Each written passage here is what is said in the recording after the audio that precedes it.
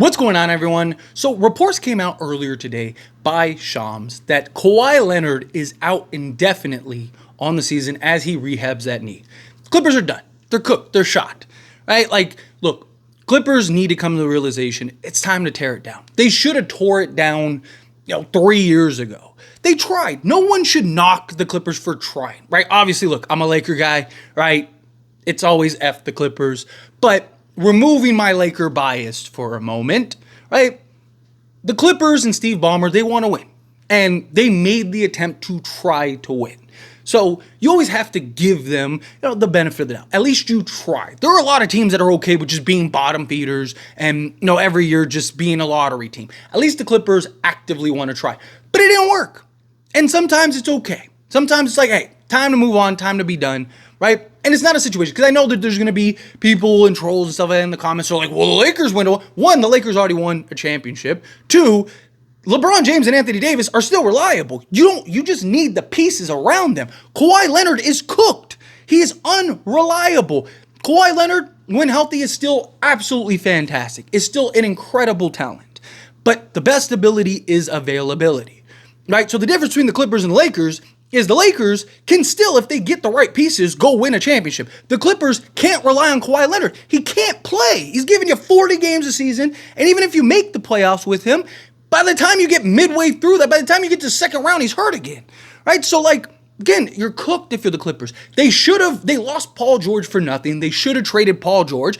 As soon as you gave Kawhi Leonard that extension, that was your sign you were stuck with Paul George as well. They're a duo at that point. They're a package deal at that point, because you either need to tear it down and go a completely different direction, or you need to just keep it intact and pray and hope that maybe this is the year that they put it together. Right? And you just got a new arena and all that stuff. It made no sense for them to lose Paul George, especially for nothing. That means, in hindsight, looking back, they gave up SGA and all those picks for nothing, because they got nothing in return for it. And the best that they ever got was the conference finals, in which the Lakers, in their worst season arguably ever, got to the conference finals. And people wonder why they're Lakers' little brother, right? Didn't work. Your best case scenario at this point is Kawhi Leonard to play 20 games, and then through 20 games, try to see if you can trade him before the trade deadline. And you pray and hope that some team is willing to give you something. Clippers have some nice young talent, right? Kevin Porter Jr., Kai Jones has looked really good for them, right? They have Kobe Brown. They have a couple guys. But everybody that's not 25 or younger, they need to trade. Terrence Mann, Norman Powell, Chris Dunn, right? Get Amir Coffey, all these guys, boom. I would unload, get as much assets, as much young talent as you can. Just hit the reset button. What are your other options here? Right? You're just going to what? You're going to pay Kawhi 40 plus million a year to just not play? James Harden's probably leaving next season, right? So you're going to lose James Harden for nothing unless you trade him. So you might as well just hit the reset button. Trade James Harden and see what you can get back. Trade Kawhi Leonard, see what you can get back. Run it with the young guys and hope and pray that something, comes along at some point, that now you can kind of make that move, maybe do the Kawhi PG 2.0 all over again, right? Two stars are available, boom, you can go get both or whatever, right? At this point, I think you should stack up as many pieces as possible. Now, let's go into the assumption that ends up happening. I don't think it happens right now. I think the Clippers, we've seen the Clippers are very stubborn. They don't really want to seem to face reality. So my guess is that nothing comes of it between now and the trade deadline. But I could see if the Clippers are a sinking ship come the trade deadline, they just start paying everything. Because James Harden plus a bunch of role guys they're not going anywhere. They're not doing anything. Maybe they make the play. If James Harden can get back to being Houston James Harden, maybe they win, a handful of games, right? Maybe they're a play-in team, right? But the West is way too stacked, way too talented, right? James Harden plus a bunch of random role guys are not going to get it done. They're just not. So I can see at some point Clippers go, all right, it's time to just tear it down. It's time to just break it down. Because also the thing is, if you get so far behind the 8 ball and you bring Kawhi back, now Kawhi's got to work twice as hard to try to get you back. He's going to get hurt again, right? So you're better off just saying, forget the playoffs, forget everything. Kawhi, we just need Kawhi to show what he can show, so maybe somebody takes him. And as soon as that signal happens, if I'm the Lakers, I'm calling them and I'm going hey, I know you little brother, but let's work something out, right? Ivica Zubac would be perfect. It still pains me to this day that we just gave him away for nothing. Like, literally just like, here you go, Clippers. Like, just gave him a handout. Because he's exactly what we need, right? Big, physical, sturdy center. Then go get you a double-double. Protect the rim a little bit. He's not like this great, like, rim protector or anything. But, you know, he's a big, physical center that you can slot alongside Anthony Davis. He's making like $18 million a year. So, it's a little bit. But could you get like a Chris Dunn in the deal too? Right? Work something out and be like, hey, you know, we'll give you a first for Zubac. And because Zoo is still, what, he's 27, right? So I think he'll be 28 this year. So he'll be, let's call it 28.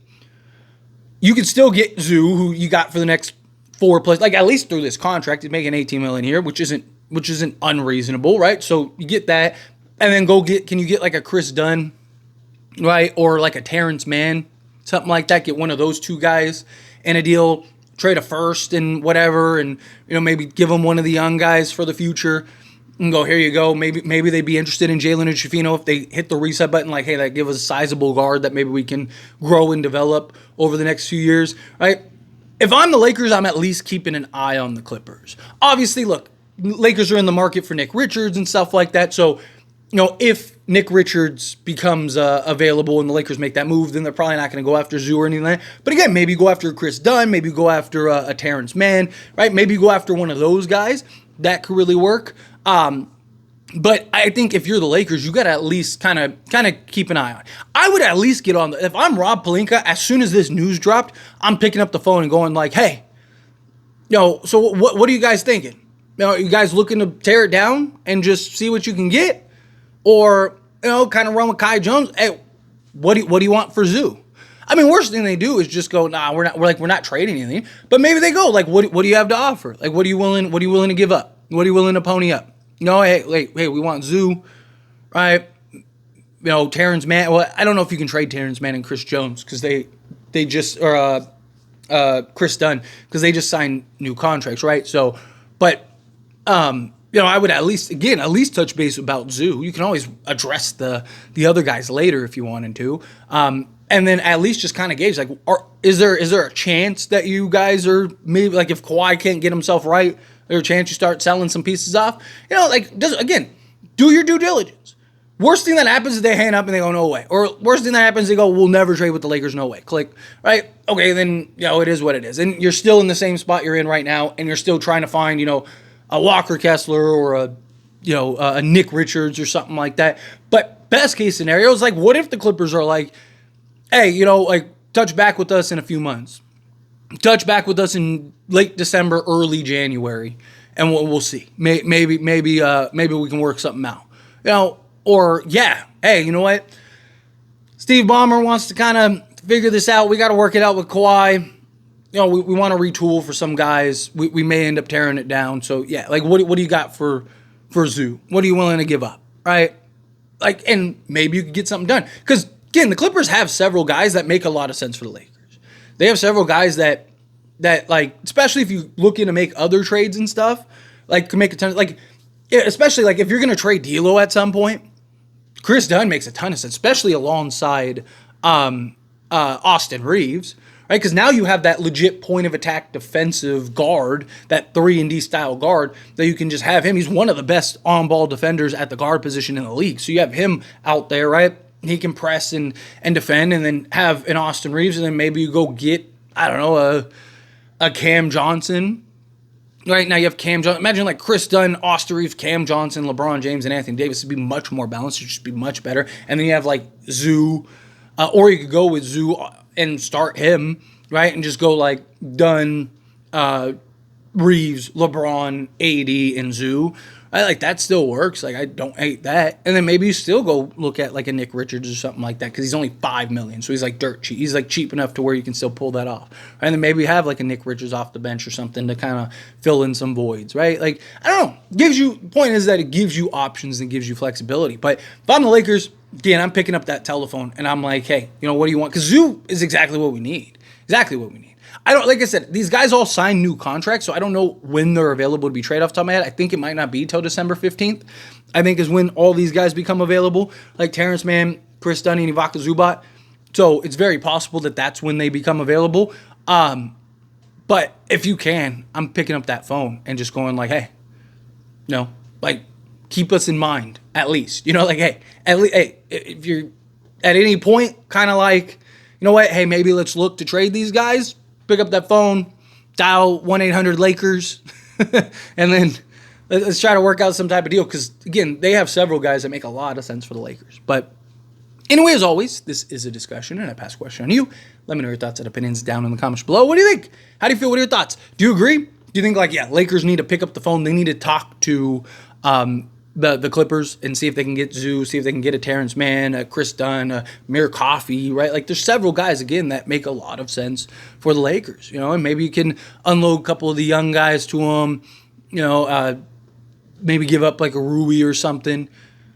Like, can you get Chris Dunn and, can you get, like, Chris Dunn and Ivaka Zubac for, like, Rui, Gabe Vincent, and, like, I don't know, Jalen Hood-Schifino or something like that? I off the top of my head, I don't know if that money quite matches, but somewhere, you get one of my points, like something in that range where, like, okay, you're getting these two guys. Here's a young guy throwing in a first, right? Getting back a upgraded version, and then a real center, and then you can look to trade D'Lo and whoever else, right? And go get that other piece that you need. Go get a wing, right? Boom, there you go. Let's go win a championship. But again, however you feel, whatever your thoughts are, love to hear it. So let me know down in the comments below. That being said, if you want to like this video, hit that like button. Helps me a lot. Lets me enjoy these types of videos, and I truly appreciate it. Not subscribe channel, hit that subscribe button. Turn on the bell notifications. Appreciate y'all. See you in the next one. Thank you.